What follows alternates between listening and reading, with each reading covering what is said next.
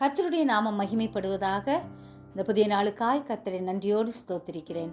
இந்த புதிய நாளின் தியானத்துக்காய் எடுத்துக்கொண்ட வசனம் சங்கீதம் 34:4 வசனம்.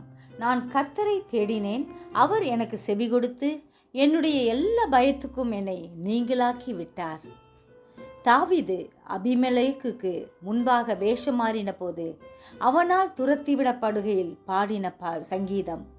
நமக்கு விரோதமாக யார் வந்தாலும் கர்த்தரை இறுக பற்றி கொண்டோம் என்றால் எதை குறித்தும் நாம் அஞ்ச அவசியமே இல்லை.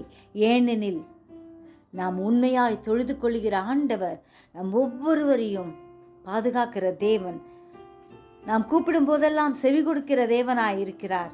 எனவே அவர் நமக்கு பதிலளித்து நம்மை பார்த்து கூறும் காரியம் பயப்படாதே என்று கூறுகிறார். நம்மை மீட்டு கொண்ட தேவன் நம்மோடு கூட இருக்கிறார்.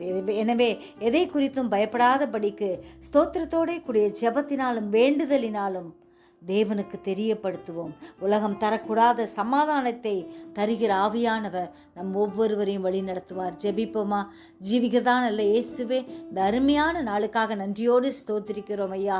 நாங்கள் உம்மை நோக்கி தேடும்போதெல்லாம் எங்களுக்கு தென்படுகிற தேவனாய் இருக்கிறபடியால் நன்றி. எங்கள் கண்ணீரை துடைக்கிற தேவனாய் இருக்கிறபடியால் நன்றி ஆண்டவரே. எப்பொழுதும் நாங்கள் உம்முடைய சமூகத்தில் கேட்கும் காரியங்களுக்கெல்லாம் பதிலளிக்கிற தேவன் எங்களோடு கூட இருக்கிறீர் ஐயா. நீர் எங்களுக்கு செவி கொடுக்கிற தேவனாய் இருக்கிறபடியால் நன்றி செலுத்துகிறோம்.